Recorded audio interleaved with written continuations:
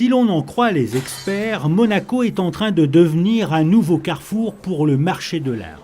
Aux côtés des galeries et des salons, les ventes aux enchères se multiplient. Rien que l'an dernier, la progression des ventes a progressé de plus de 20%. Des ventes souvent prestigieuses, comme celle qui vient de se dérouler à l'hôtel des ventes de Monte-Carlo. Ce jour-là, 168 lots sont proposés, des tableaux et une large collection de bustes, têtes et autres visages sculptés. On a un tableau de Chagall qui est formidable, qui a une grande dimension, qui a véritablement tout ce qu'il faut pour plaire. La couleur, il est joyeux.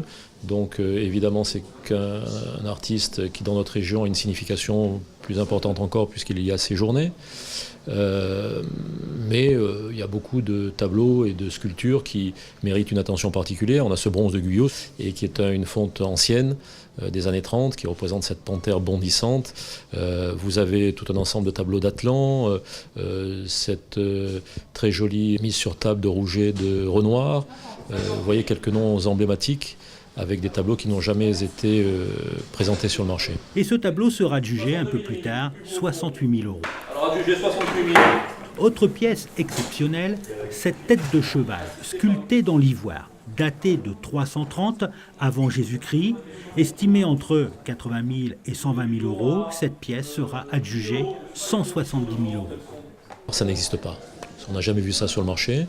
Bon, bien entendu, ça a nécessité des études très très précises et très documentées quant à l'origine.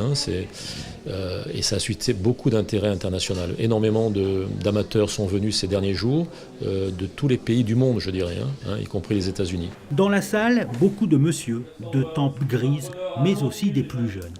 Des acheteurs occasionnels ou de simples curieux.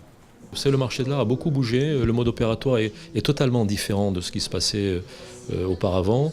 L'Internet, les sites, on est sur 4 sites internationaux, les catalogues bien entendu, 2500 catalogues qui partent 15 jours ou 3 semaines avant la vente, les publicités dans Artel Gazette, Russian Gazette, Figaro, enfin tous les supports habituels, et ce qui fait que ce marché est visualisé par énormément de monde.